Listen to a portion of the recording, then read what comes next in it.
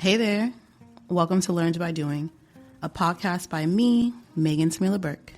You can find this pod on Spotify, Apple Podcasts, and Substack. I've done a lot, I've learned a lot, and this is a space to share lessons picked up along the way.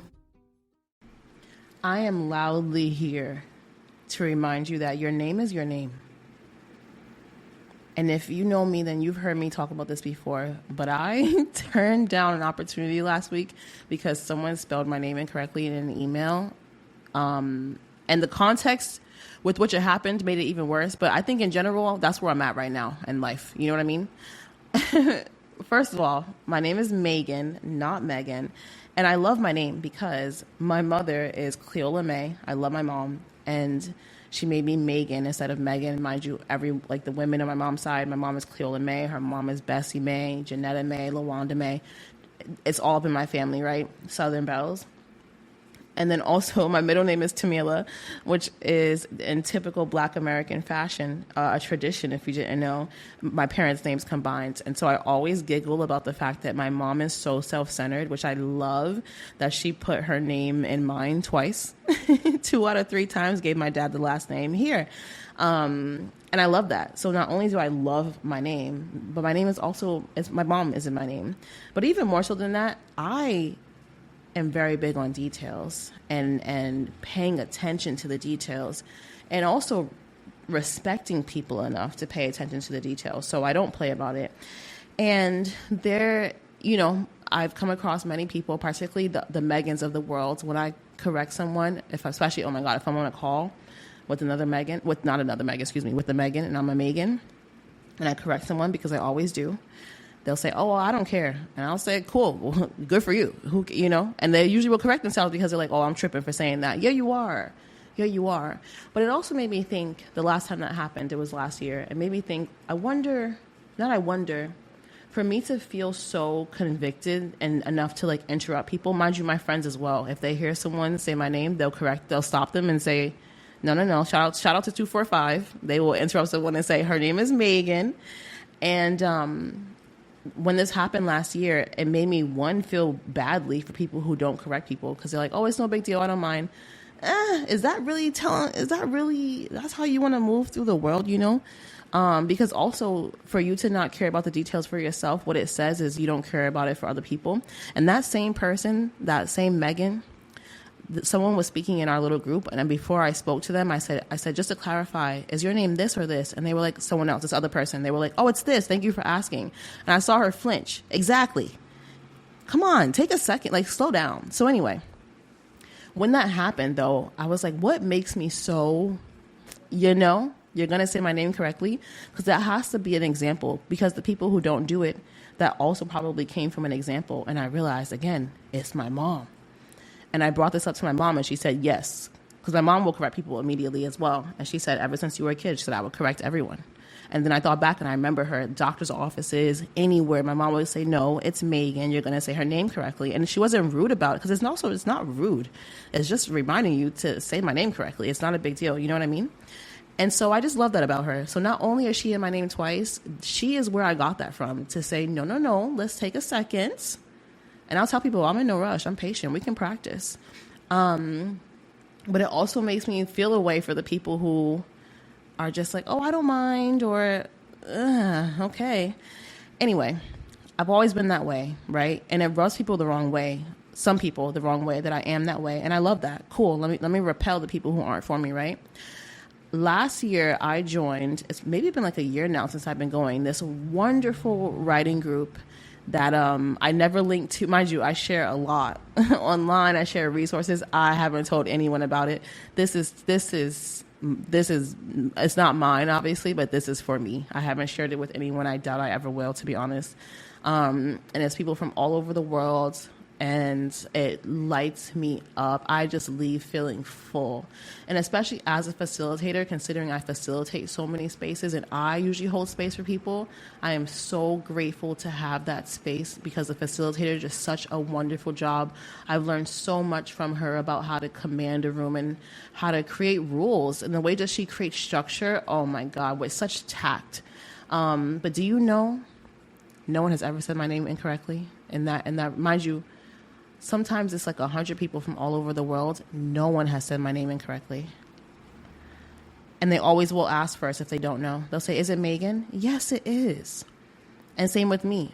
And usually everyone's asking, because also it's a multicultural space. And I realized, shout out to my friend Denzel, he's who pointed out last year that like one of my talents that I never would have coined, one of those things that comes natural to us, right, that we don't realize, is my intercultural competency or intercultural competence. It's because I grew up in a multicultural space. I obviously am a global traveler. He is who pointed that out to me, and it made me realize how, wow, whenever I'm in intercultural spaces, and I've been in many lately because that's, again, he told me about this realm that I'm great at, and now I'm exploring it professionally, and I'm like, yo, he's right. Because every time I'm in those rooms, my name is never said correctly. And if it is, I will correct someone, and they are immediately like, oh my God, got it, locked in. And they don't mess up. And I feel at home, you know? And it's not even necessarily also because they're saying my name correctly. It's just the respect that everyone has for each other to even know how important it is to say someone's name correctly, and past that, to then not push back, right, and say, why do you care?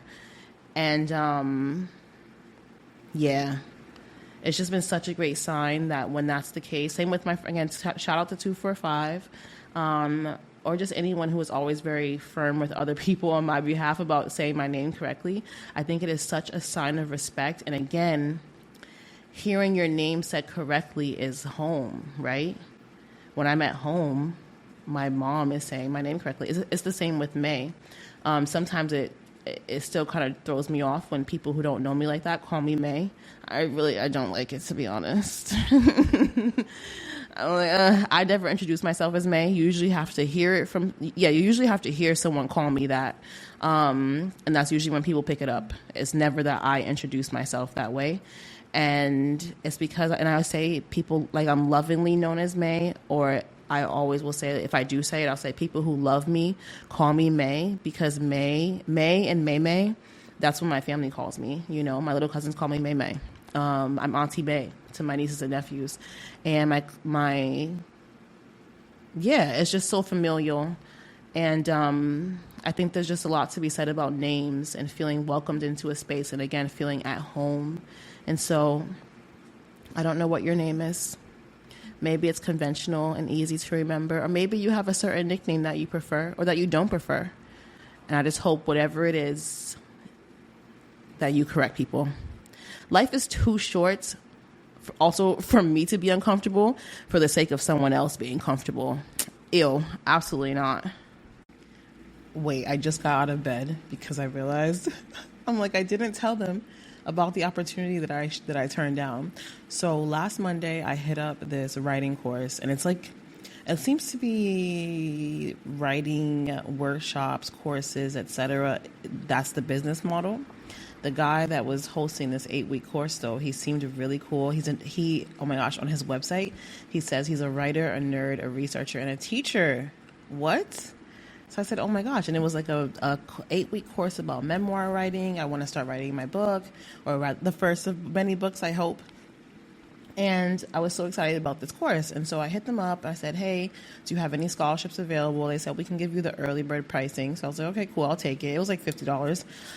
Something about the tone, though, I just wasn't into it. And mind you, I came at them just jovial and just raving. So that's, it's on me. They don't have to respond. They don't have to match my energy, right? But considering it's a $600 course, give me some enthusiasm, something. But anyway, whatever. So they were like, do you want us to let you know if anyone drops out? And we'll let you know. So I said, okay, cool. Yeah, please do. Right. They hit me up on Thursday. The first course was Thursday. So I figured, okay, well, the course isn't happening, because the email that I got back from them was saying the course was full. So I said, okay, I hadn't heard back by Thursday. The course started on Thursday. Okay, cool. I want to say Thursday evening, the same person, I think, hit me up and said, hey, do you still want to join to the course? Like, today's class was recorded. We can send you that.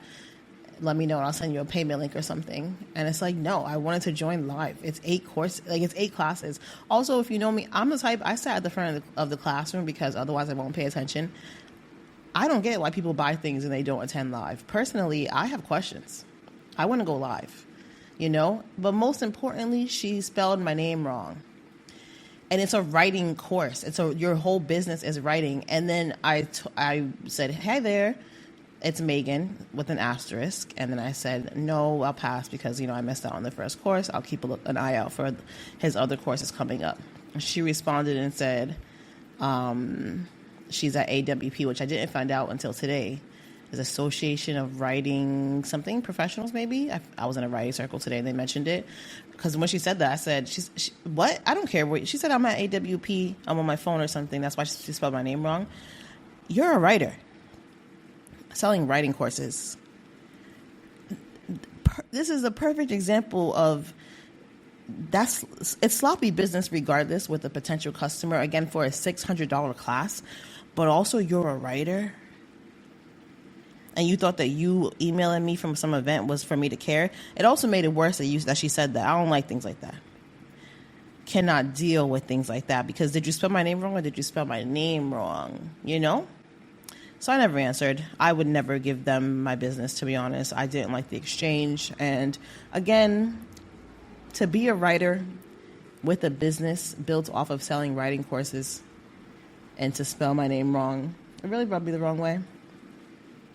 I'm Megan Smila Burke, a writer, teacher, and researcher. Until the next episode of Learned by Doing, come play in my world at meganburke.com. That's MAEGANBURKE.com. See you soon.